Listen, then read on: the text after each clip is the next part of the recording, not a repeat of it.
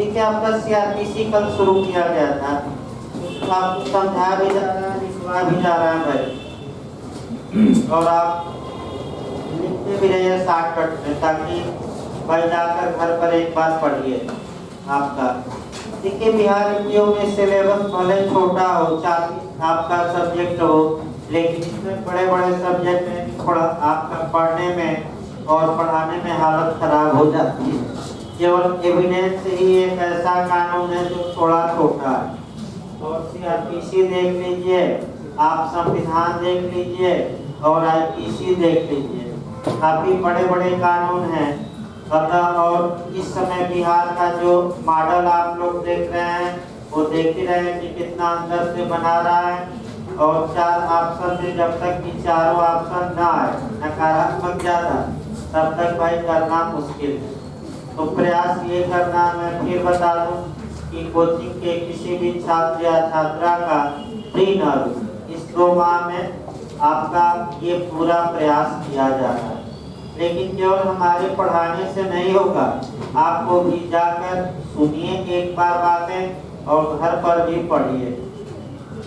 जितना पढ़ाया जाए केवल उतना ही पढ़िए, उससे अधिक ना पढ़िए। लेकिन जाकर एक बार आप साल पेपर अभी से शुरू कर दीजिए, 4 कानूनों का, संविधान, आईपीसी, एविडेंस और सीआरपीसी।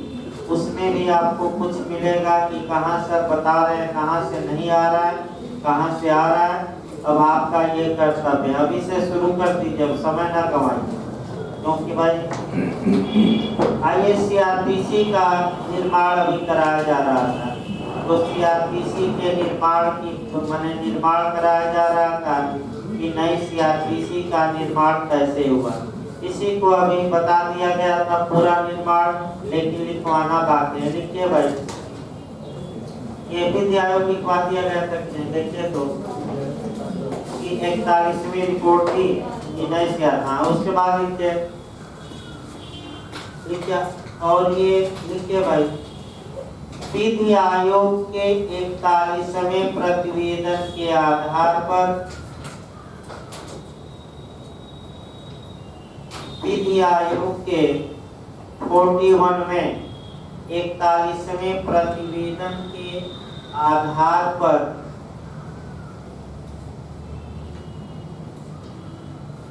10 दिसंबर 1970 ईस्वी को 10 दिसंबर 1970 ईस्वी को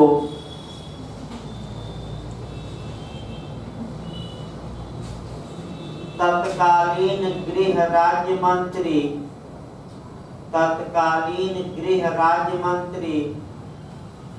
राम निवास मिर्धा ने तत्कालीन गृह राज्य मंत्री राम निवास मिर्धा ने सीआरपीसी का विधेयक लोकसभा में प्रस्तुत किया। सीआरपीसी का विधेयक लोकसभा में प्रस्तुत किया।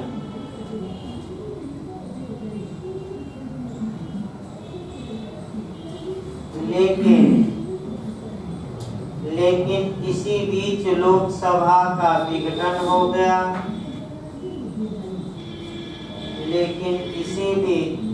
लोकसभा का विघटन हो गया।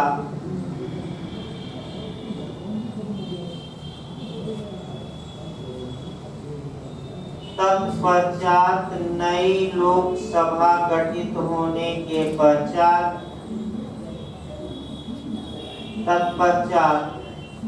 नई लोकसभा गठित होने के पश्चात इस विधेयक को संयुक्त प्रवर समिति को सौंपा गया। संयुक्त प्रवर समिति को सौंपा गया, जिसके अध्यक्ष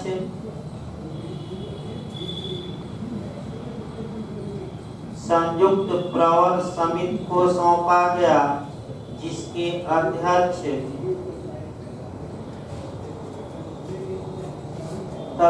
जिसके अध्यक्ष अकबर अली थे, जिसके अध्यक्ष अकबर अली थे। तत्पश्चात 1973 ईस्वी में, लिखते रहे डेट वाइज, तत्पश्चात 1973 ईस्वी में लोकसभा तथा राज्यसभा ने इसे पास किया। 1973 में पास हुआ। तत्पश्चात 1973 ईस्वी में लोकसभा तथा राज्यसभा ने इसे पास किया। 25 जनवरी 1974 को, डेट लिखते रहेगा, 25 जनवरी 1974 को भारत के राष्ट्रपति ने इस पर अपनी अनुमति प्रदान की। 25 जनवरी कल बताया गया था। ये डेट कहाँ रहती है आपका बैरेट में, दाहिने बगल ऊपर शुरुआती दर लिखे। तत्पश्चात 25 जनवरी 1974 को भारत के राष्ट्रपति ने अपनी अनुमति प्रदान की। यह तारीख कानून के निर्माण की तारीख होती है। यह तारीख कानून के निर्माण की तारीख होती है। यानी कि इस दिन सीआरपीसी बनकर क्या हो गई, तैयार। याद रखिएगा डेट। जैसे कि आपका बिहार में संविधान पूछा गया था कि संविधान कब बनकर तैयार हो गया, तो 26 नवंबर 1949। तो पूछ लें कि सीआरपीसी कब बनकर तैयार हो गई, तो 25 जनवरी 1914। अब यह है कि भाई संविधान पूर्ण रूप से कब लागू हुआ, तो 26 जनवरी 1950। तो सीआरपीसी कब लागू हुई, तो सीआरपीसी 1 अप्रैल 1974 को लागू किया। इसको भाई लिखवाना भी नहीं है। इसे 1 अप्रैल 1974 को लागू किया गया, यानी कि इन्फोर्समेंट डेट। इसे 1 अप्रैल 1974 को लागू किया गया। ये भी बिहार और कई जगह पूछा गया है, गलत ना हो भाई, डेट वाइज गलत ना हो। इसके बाद लिखे पैराग्राफ चेंज करके भाई, पैराग्राफ चेंज करके लिखिए। इस कानून में कुल 37 अध्याय, आजकल ये भी पूछ रहा है। इस कानून में कुल 37 अध्याय,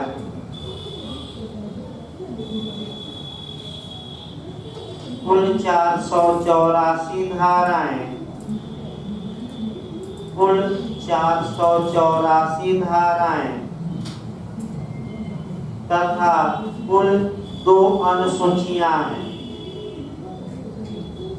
तथा कुल 2 अनुसूचियां हैं। अब तुरंत आपका बिहार ये का देखिए, पिछली बार क्वेश्चन आया था और तुरंत आपका कह सकते हैं कि एविडेंस और आपका जो आईपीसी है यही कोरिलेट कर लेना है।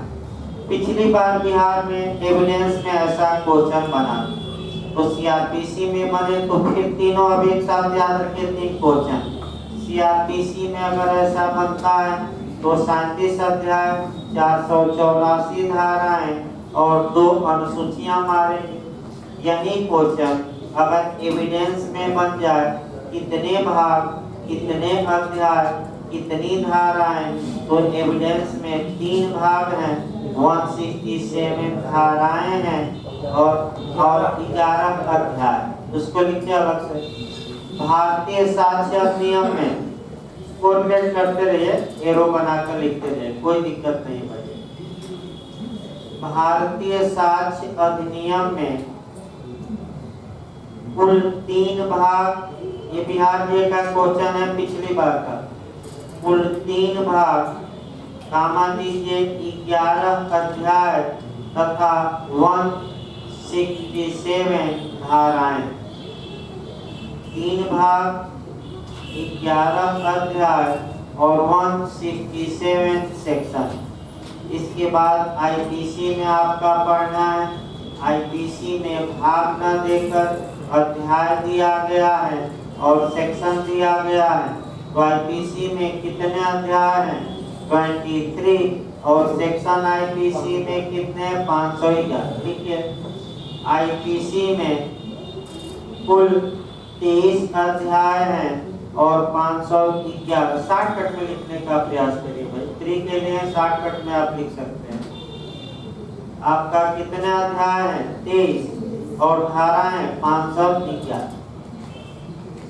इसके बाद आगे बढ़ा जाए। आपका अगला जो क्वेश्चन यहाँ से बन सकता है वह ये बन सकता है कि सीआरपीसी प्रोसीजरल लॉ है कि सब्सटेंसिव लॉ है, यानी कि प्रक्रियात्मक विधि है। ऐसा भी क्वेश्चन बिहार बना रहा है, प्रक्रियात्मक है कि सारवान विधि है। ये क्वेश्चन आपका बन सकता है। तो जितना आपका बिहार एमपीओ में सिलेबस है चारों एक साथ लिखना है। लिखिए भाई, सीआरपीसी एक एडजेक्टिव लॉ यानी कि प्रोसीजरल लॉ, यानी कि इसको कहते हैं प्रक्रियात्मक विधि। सीआरपीसी एक प्रक्रियात्मक विधि है, इंग्लिश में कहते हैं एडजेक्टिव लॉ, एडजेक्टिव लॉ या प्रोसीजरल लॉ। सीआरपीसी एक एडजेक्टिव लॉ या प्रोसीजरल लॉ है। अब एविडेंस पूछा गया था, अभी कहीं पूछा गया था भाई ये क्वेश्चन आपका, हमें लगता है राजस्थान में पूछा गया था क्या, कि साक्ष्य अधिनियम कैसी विधि है? हो सकता है बिहार भी बना दो। लिखिए, साक्ष्य अधिनियम ही प्रक्रियात्मक विधि है।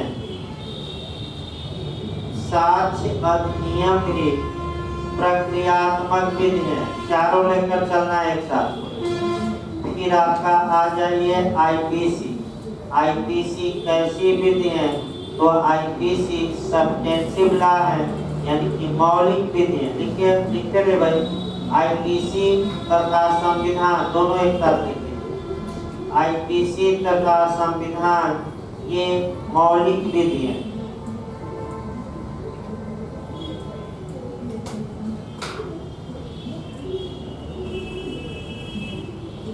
इसके बाद आपका अमेंडमेंट से पूछा जाता है क्वेश्चन। बिहार में बना भी था जेम और आगे भी एपीओ में भी बन सकता है। अब आइए, सीआरपीसी में प्रथम बार संशोधन कब हुआ? देखिए भाई, सीआरपीसी में प्रथम बार संशोधन, ये क्वेश्चन आ सकता है। सीआरपीसी हल्का तेजी लाइए लिखने में, क्योंकि ये बस धीरे धीरे स्पीड पकड़ेगा। आपका जो सीआरपीसी और एविडेंस चलेगा बता दिया जाए भाई, नए लोगों को समझ में ज़्यादा आए ना आए, समय कम है भाई। नए लोगों के लिए समझाने के लिए 2 कानून आसानी से चल रहे हैं, आपका कॉन्ट्रैक्ट और सीपीसी। और ये जो 2 कानून होंगे धीरे धीरे 1-2 दिन में फ्लो में आदमी आ जाएगा। अभी समय लगता है 1-2 दिन, स्पीड ज़्यादा तेज रहेगी, क्योंकि 2 माह में चारों कानून को निपटा देना है। तो आपका याद रखिए भाई, धीरे धीरे 1-2 दिन में खुद ही स्पीड बढ़ जाएगी, पढ़ाने की भी लिखवाने की भी। आप न समझ में आए वीडियो बाद में देख लीजिए, न समझ में आए पूछ लीजिए, लेकिन आपका स्पीड थोड़ा धीरे धीरे इस बैच में बढ़ेगी। अब अगला क्वेश्चन बन सकता है आपका, सीआरपीसी में सबसे पहला संशोधन कब हुआ? ऐसा क्वेश्चन बिहार और तमाम राज्यों में बनता है।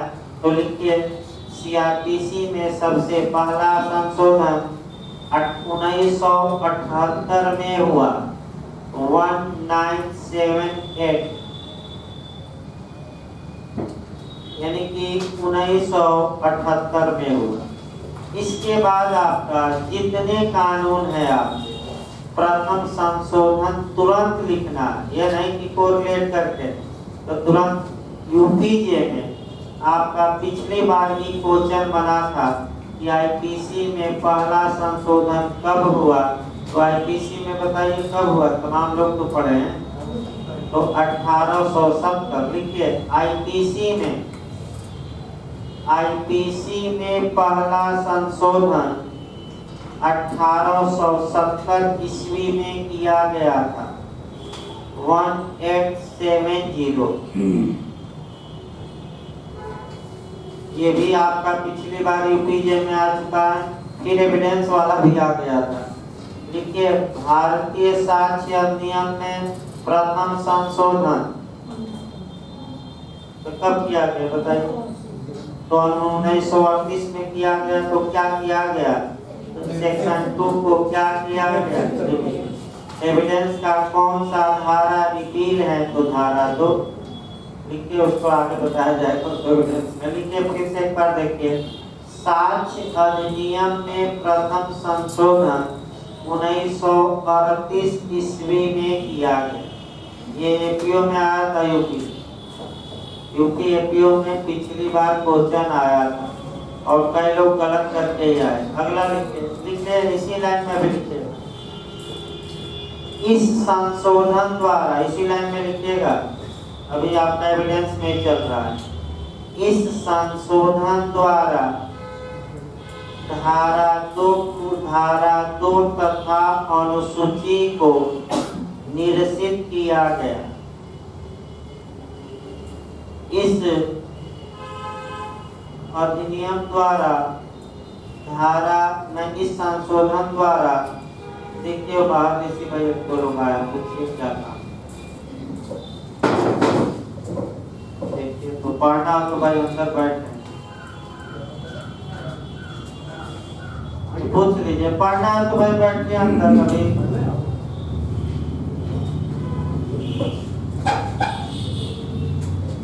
पढ़ना तो इधर बैठ के आगे इधर जगह खाली।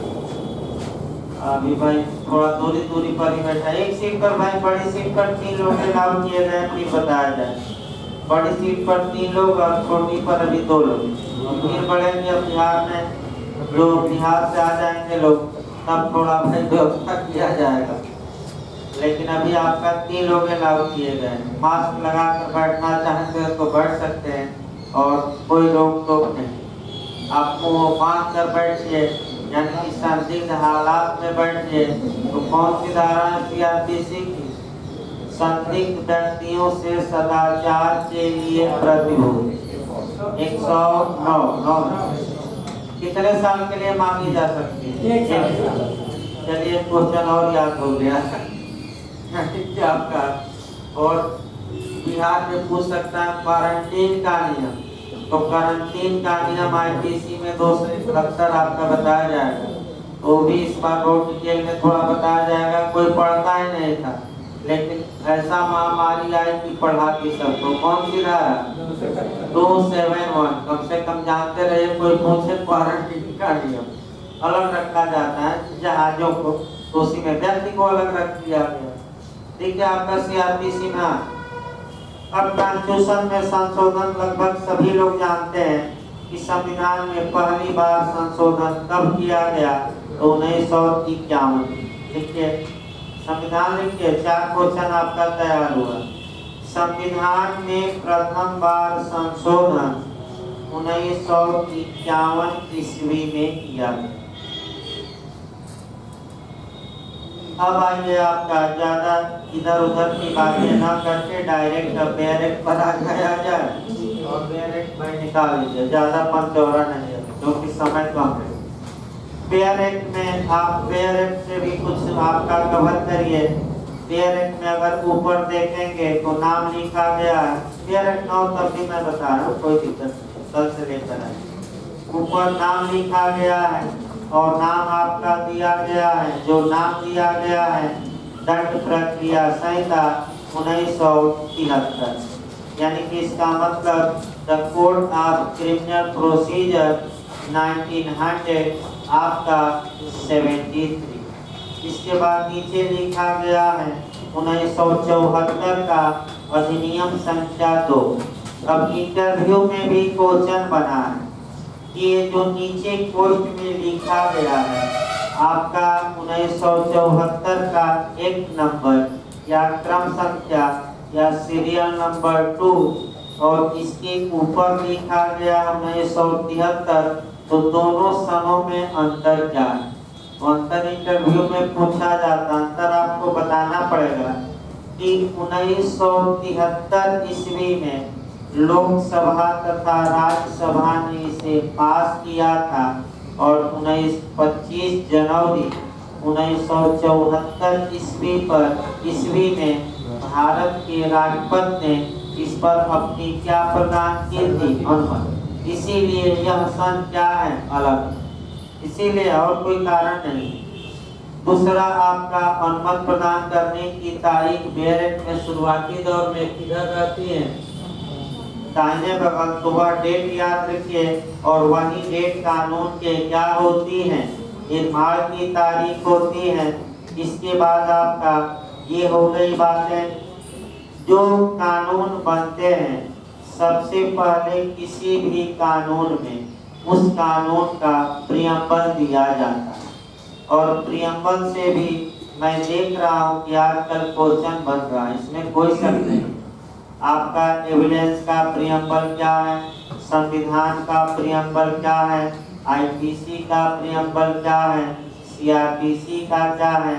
कम से कम जितने सिलेबस बिहार एपीओ में हैं, चारों कानून एक साथ क्या करना है? कवर करते चलना है। और इसको रट्टा मारिए नए लोग, और कोई उपाय भाई। नए जो भाई पुराने लोग तो आपका पढ़े ही हैं, नए लोग जो हैं ये जितनी बातें लिखवाई जा रही हैं, जाकर एक बार अगर देना है अच्छे से, चाहते हैं कि बिहार एपीओ निकले, जे में जो हुआ तो भाई जाकर क्या करिए? मेहनत करिए।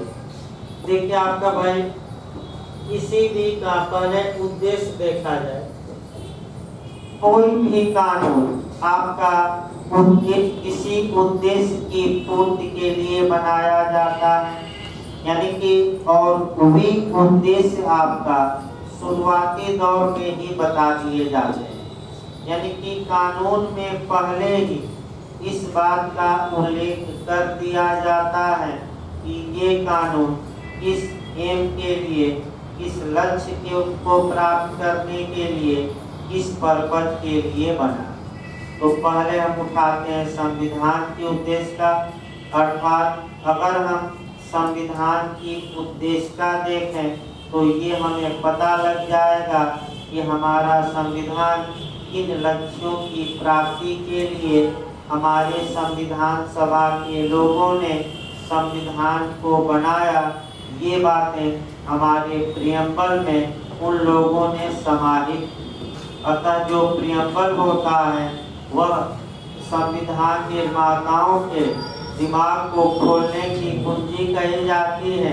ये पूरे संविधान का निचोड़ होता है, यानी कि पूरी संविधान की विशेषताएं कहाँ ऐड की गई हैं? हमारे प्रियम्बल में संविधान का क्वेश्चन 2-3 आ ही गया था। यही सब तो पूछा गया था कि किसने निचोड़ कहा, तो किसने आकांक्षा कहा, तो किसने आपका आत्मा कहा है उद्देश्य का को। लेकिन उतना नहीं बताया जाएगा, बस एक लाइन जानना है कि संविधान में भी प्रियम्बल दिया गया है और ये प्रियम्बल संविधान की कुंजी होती है, यानी कि संविधान के राज को ही नहीं खोलती। जो हमारे संविधान निर्माता थे उनके मस्तिष्क में संविधान बनाते समय क्या था? इस राज को भी कौन खोलेगा? तो हमारे संविधान का क्या उद्देश्य? ये संविधान के उद्देश्य का लिखवाना यहाँ नहीं है। अब 3 कानून और बचे आपका प्रियम्बल में। आपका आईपीसी, एविडेंस और अंत में हम क्या पढ़ाएंगे? सीआरपीसी। तो आपको जो कवर करना है, सबसे पहले एविडेंस की उद्देश्य का कवर करनी है, जो यूपी एपीओ में आ चुका है। और अच्छे से तैयार रखिए कि साक्ष्य अधिनियम का उद्देश्य का क्या है? तो साक्ष्य विधि को समेकित करना, परिभाषित करना, संशोधित करना, उपर्युक्त सभी। तो क्या माने ये आज का रिपीटेड गलत हो, लिखिए उसको कोरिलेट करना पड़ेगा। देखिए साक्ष्य अधिनियम की उद्देश्य, साक्ष्य अधिनियम की उद्देशिका में एरो बनाकर लिखते रहिए, कानून अलग अलग लिखिएगा नए लोग। साक्ष्य अधिनियम की उद्देशिका में यह उद्देश्य दिया गया है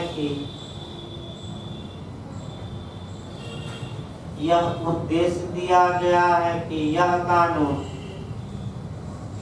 लंबा वाक्य हो गया, क्या किया लिखिए, यह कानून साक्ष्यविद को समेकित, परिभाषित एवं संशोधित करने के लिए बनाया गया। समेकित, इसके बाद आपका परिभाषित और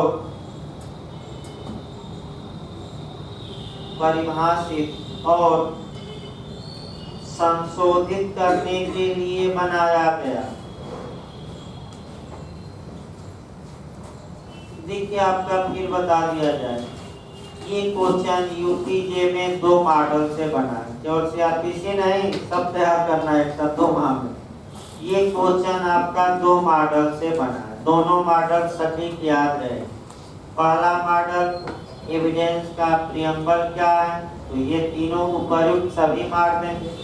दूसरा मॉडल फेयर एक्ट की भाषा में जो क्रम बनाने के लिए आया था कि कौन सा क्रम सही, यानी कि पहले कौन शब्द दिया गया है, उसके बाद कौन सा शब्द है, उसके बाद कौन सा शब्द है।